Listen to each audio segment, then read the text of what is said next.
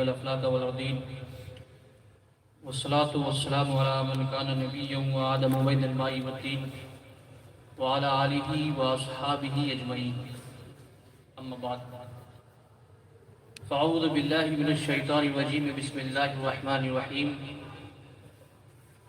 يا أيها الذين آمنوا صدق الله العظيم وصدق رسوله النبي الأمين المتين الكريم ونحن على ذلك لمن الشاهدين والشاكرين والحمد للہ رب العالمین۔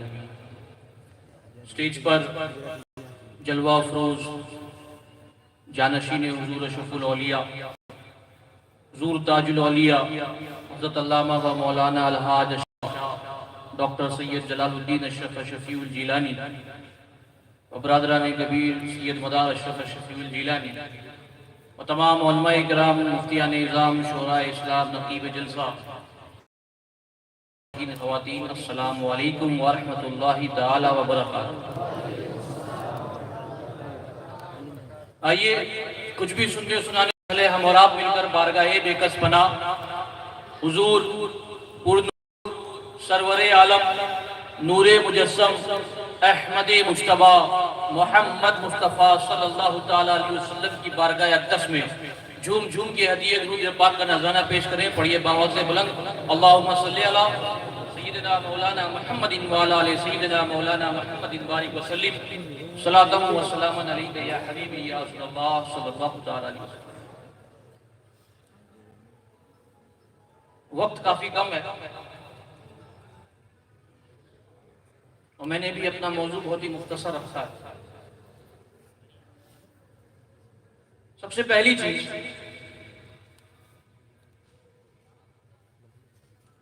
جب سے میں یہاں پہ آیا ہوں میں نے ایک چیز غور کی کہ جب بھی کوئی آپ کو درود پاک کے گجرے نچھاور کرنے کے لیے کہتا ہے آپ بڑے ہی پست ہو جاتے ہیں۔ درود کی کئی فضیلتیں حدیث میں آتا ہے۔ حضرت عبداللہ ابن عمرو ابن عاص رضی اللہ تعالیٰ عنہ سے مروی اور حضرت جلال الدین سیوطی نے اسے درر المنصور میں نقل فرمایا۔ آپ سننا چاہیں گے؟ آپ فرماتے ہیں کہ حشر کا میدان ہوگا، سب پیش خدا ہوں گے۔ حشر کا میدان ہوگا، سب پیش خدا ہوں گے اور حضرت آدم عرش الہی کے نیچے کھڑے ہوں گے اور کھڑے ہو کر ہر آتے جاتے شخص کو غور سے دیکھ رہے ہوں گے۔ فرشتے کسی کو جنت کی جانب لے کر جا رہے ہوں گے تو کسی کو جہنم کی جانب لے کر جا رہے ہوں گے۔ دیکھتے ہیں تو دیکھتے کیا ہے کہ فرشتے ایک شخص کو جہنم کی جانب لے کر جا رہے ہیں جو کہ ہمارے نبی کا امتی۔ اتنا دیکھنا تھا آدم علیہ السلام کا کہ آپ آواز لگاتے ہیں احمد احمد احمد، جواب دیتے ہیں یا ابا البشر یا ابا البشر۔ آدم علیہ السلام اور فرشتے رکو، فرشتے کہتے ہیں کہ یا رسول اللہ یا حبیب اللہ ہم اپنے کام سے باز نہیں آ سکتے۔ فرشتوں کا اتنا کہنا تھا کہ نبی پاک اپنی دھاڑی مبارک کو پکڑتے ہیں اور آسمان کی طرف رخ کر کے کہتے ہیں کہ اے پروردگار عالم، اے پروردگار عالم، تو نے مجھ سے وعدہ کیا تھا کہ تو مجھے میری امت میں رسوا نہیں ہونے دے۔ اس شخص کو وہیں چھوڑاؤ جہاں سے اسے لائے۔ کہ نبی پاک صلی اللہ تعالی وسلم ایک کاغذ کا ٹکڑا لیتے ہیں، کاغذ کا ٹکڑا لیتے ہیں اور اس کے میزان عمل پہ رکھ دیتے ہیں۔ اس کاغذ کے ٹکڑے کو اس کے میزان عمل پہ رکھ دیتے ہیں۔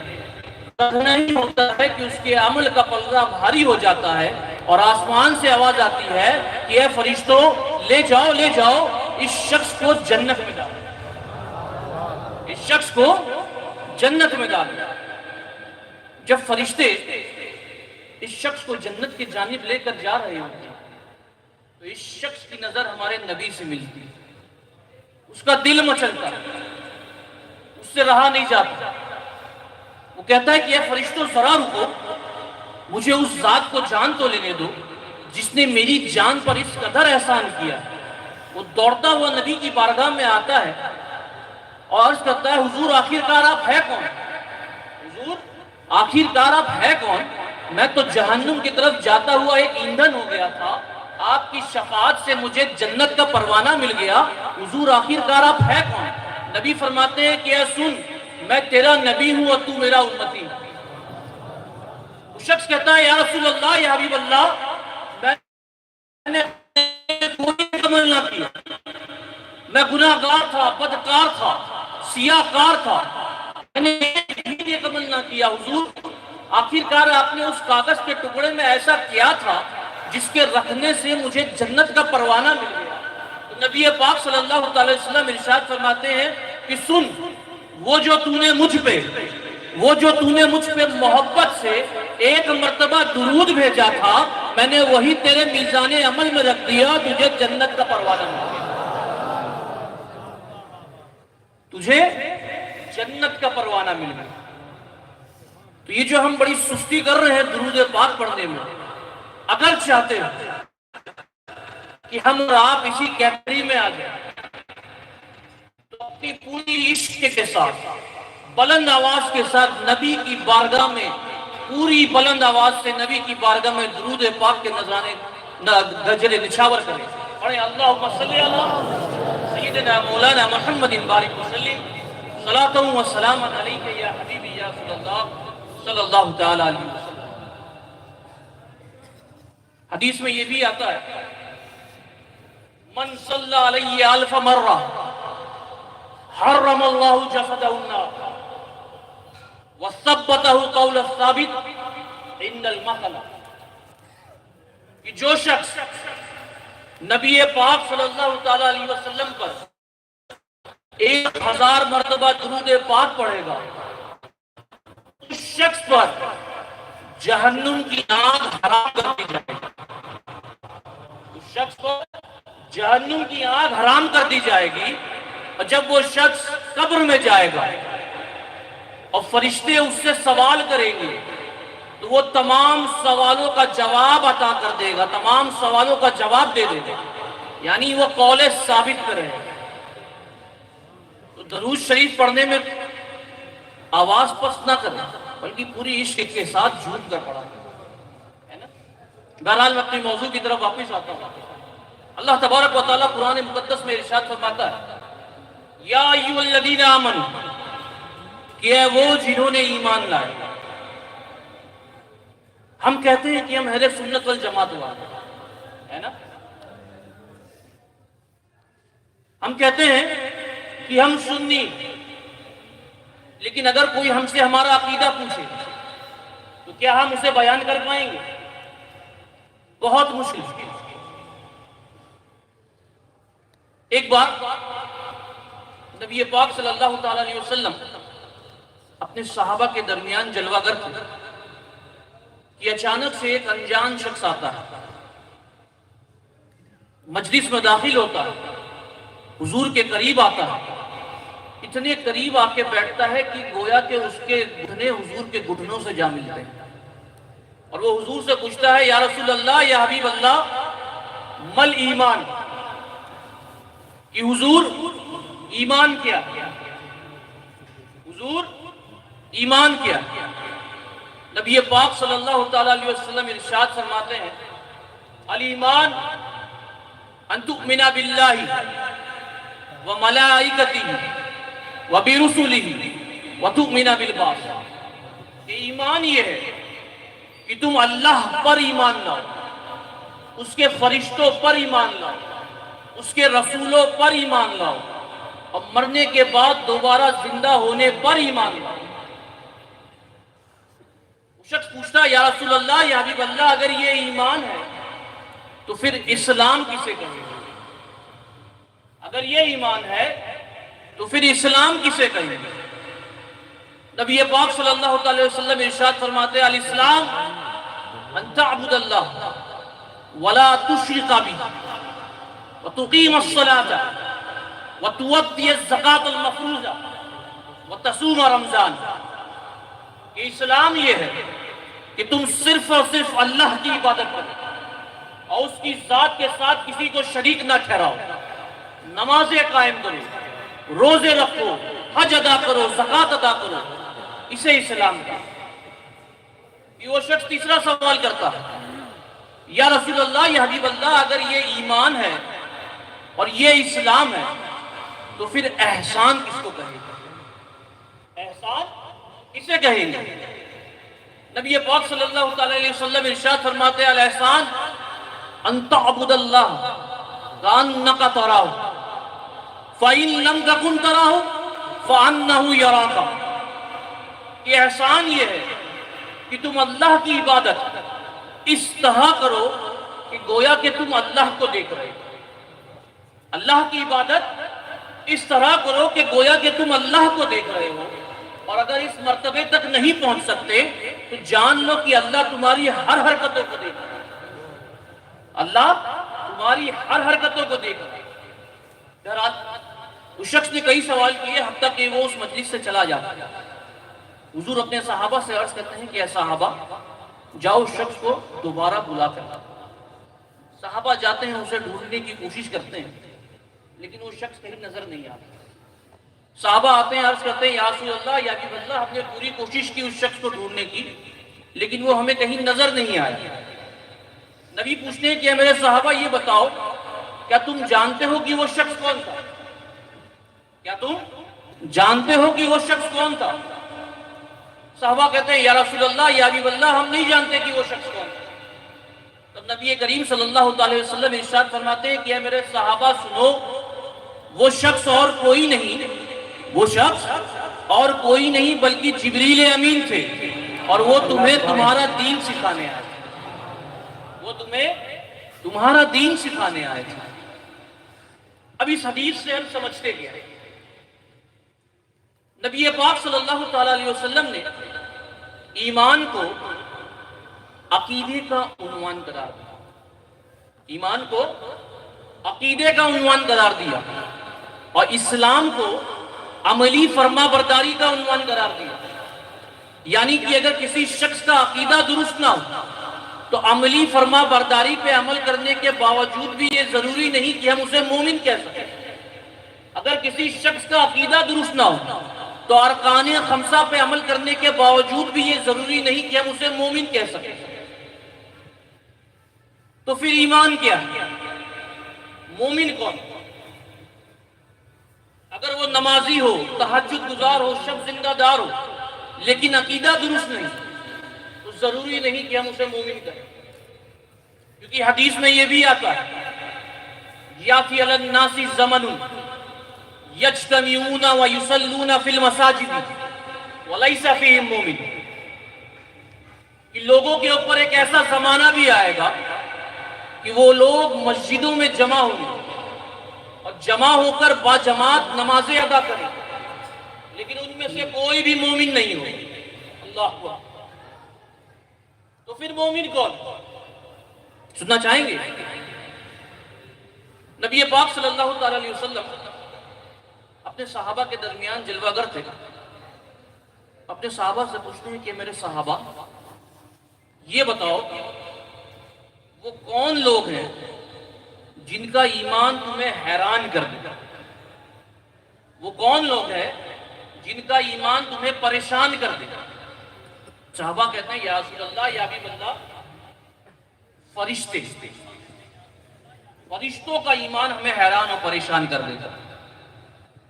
نبی پاک مسکراتے ہیں اور کہتے ہیں کہ اے میرے صحابہ یہ بتاؤ، جو ہر وقت اللہ کی بارگاہ میں رہتا ہے، اگر وہی اللہ پہ ایمان نہیں لائیں گے تو اور کون لائیں گے؟ صحابہ کہتے ہیں، یا رسول اللہ، یا حبیب اللہ، اگر فرشتے نہیں ہیں تو انبیاء ہیں۔ نبی پاک صلی اللہ تعالی وسلم ارشاد فرماتے ہیں مسکراتے ہوئے کہ اے میرے صحابہ یہ بتاؤ، جس کے اوپر اللہ کی وحی نازل ہوتی ہے، اللہ کی آیتیں اترتی ہیں، اگر وہ اللہ پہ ایمان نہیں لائیں گے تو اور کون ایمان لائیں گے؟ اب صحابہ مسکراتے ہیں اور عرض کرتے ہیں، یا رسول اللہ، یا حبیب اللہ، پھر تو ہم ہیں، پھر تو ہم ہیں، ہمیں ہمارا ہی ایمان حیران و پریشان کرتے ہیں۔ نبی پاک اور مسکراتے ہیں اور مسکراتے ہوئے کہتے ہیں کہ اے میرے صحابہ یہ بتاؤ تمہارے ہی آنکھوں کے سامنے تو میں چاند کے 2 ٹکڑے کر رہا ہوں نا، تمہارے ہی آنکھوں کے سامنے تو میں ڈوبا ہوا سورج دوبارہ نکلوا رہا ہوں، تمہارے ہی آنکھوں کے سامنے تو بند مٹھی میں کنکڑیاں کلمہ پڑھ رہی ہیں، تمہارے ہی آنکھوں کے سامنے تو میں اپنی انگلیوں کے اشارے کرتا ہوں اور پانی کے پھوارے نکل جاتے ہیں، تمہارے ہی آنکھوں کے سامنے میں کسی پیڑ کو اپنے جانب بلاؤں تو پیڑ دوڑتا ہوا میرے جانب چلے آتا ہے، تمہارے ہی آنکھوں کے سامنے اگر میں اپنا ہاتھ سوکھے ایک پیڑ پہ پھیروں تو وہ چراغ ہو جاتا ہے، تمہارے ہی آنکھوں کے سامنے اگر میں اپنا لعاب دہن گونگے کی زبان پہ رکھوں تو گونگا بولنے لگ جاتا ہے، تمہارے ہی آنکھوں کے سامنے اگر میں اپنا لعاب دہن اندھے کی آنکھ میں ڈالوں تو اندھا دیکھنے لگ جاتا ہے، تمہارے ہی آنکھوں کے سامنے اگر میں اپنا لعاب دہن 4 لوگوں کے کھانے کی ہانڈی میں رکھ دوں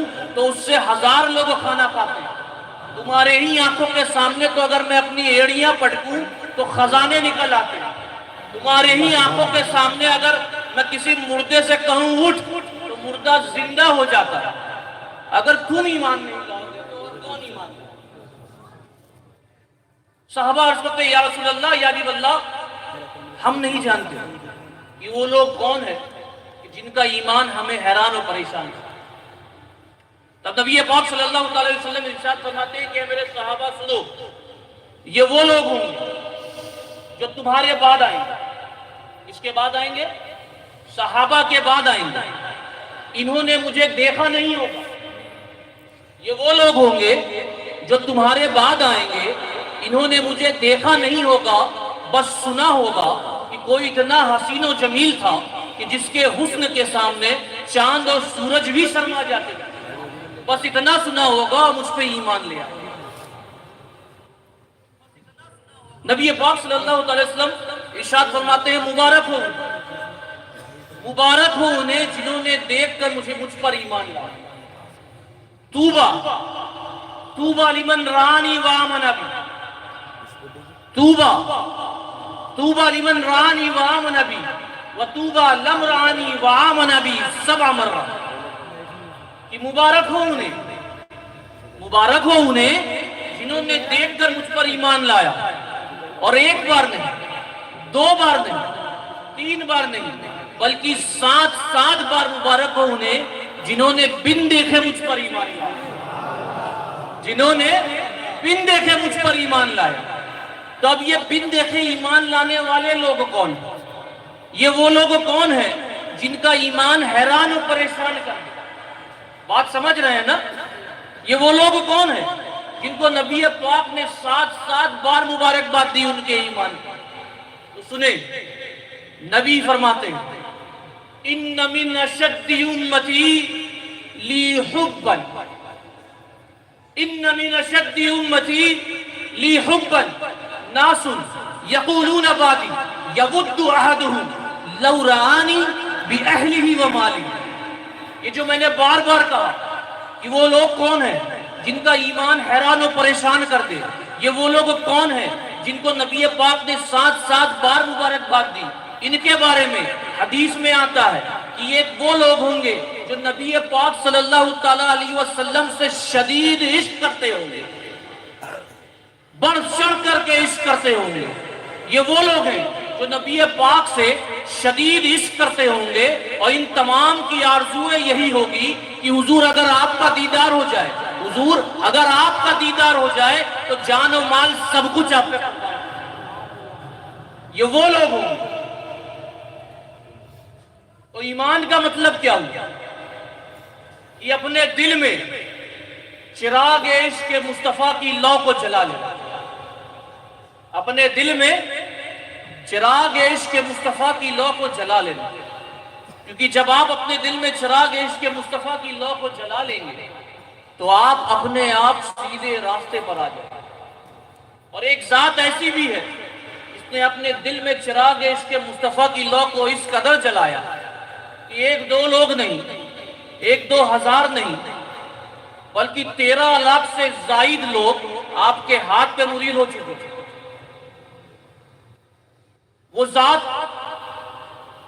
جس کا سلسلہ مخدوم اشرف جہانگیر سنگھانی تک پہنچتا، وہ ذات جس کا سلسلہ محبوب الہی تک پہنچتا ہے، وہ ذات جس کا سلسلہ خواجہ اجمیری تک بھی پہنچتا ہے، وہ ذات جس کا سلسلہ غوث اعظم دستگیر تک بھی پہنچتا ہے، وہ ذات کہ جس کا سلسلہ، جس کے خونوں میں مولا علی مشکل خشا کا خون دوڑتا ہے، وہ ذات جو کہ آل نبی ہے، اولاد علی، وہ اور کوئی نہیں بلکہ ہم اور آپ کے پیر و مرشد حضور اشرف الاولیاء کی ذات گرامی ہے۔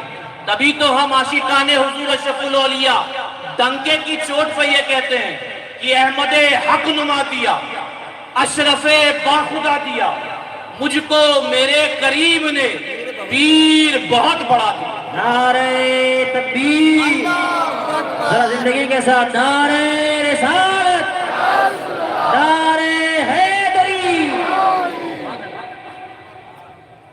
احمد حق نما دیا، اشرف باخدا دیا، مجھ کو میرے قریب نے پیر بہت بڑا دیا۔ تو حضور اشرف الاولیاء نے اپنے دل میں چراغ عشق مصطفیٰ کی لو کو جلایا۔ حضور اشرف الاولیاء کی ذات گرامی کوئی ایسی ویسی ذات گرامی نہیں۔ حضور اشرف الاولیاء کی ذات گرامی، حضور اشرف الاولیاء کسی نیتا و منتری کا نام نہیں، حضور اشرف الاولیاء کسی علاقے کے تعلق دار کا نام نہیں، بلکہ حضور اشرف الاولیاء تو ایک روحانی سلطان کا نام۔ حضور اشرف الاولیاء مخدوم اشرف جہانگیر سمنانی کی کرامت کا نام حضور اشرف الاولیاء، خواجہ اجمیری کی عنایت کا نام بھی حضور اشرف الاولیاء، اخی سراج اہل ہند کے فیض و کرم کا نام حضور اشرف الاولیاء، علاؤلق پنڈوی کے دبدبے کا نام حضور اشرف الاولیاء، بغداد کی تمناؤں کا نام اشرف الاولیاء، اجمیر کی فضاؤں کا نام حضور اشرف الاولیاء ہے، مدینے کے سفیرے کا نام اشرف الاولیاء ہے، حسن اور حسین کی امانت کے محافظ کا نام اشرف الاولیاء ہے، فاطمہ کی چادر کی پاکیزگی کی دلیل کا نام اشرف الاولیاء ہے، اہل بیت اطہار کی طہارت کی حجت کا نام اشرف الاولیاء ہے، اہل بیت اطہار کے وقار کی ثبوت کی دلیل کا نام اشرف الاولیاء ہے، اسلام کی حقانیت کا نام اشرف الاولیاء ہے، سنیت کی جان کا نام اشرف الاولیاء ہے، سنیت کی پہچان کا نام اشرف الاولیاء ہے، اور ہم سب کو جنت میں لے جانے والے کا نام اشرف الاولیاء ہے۔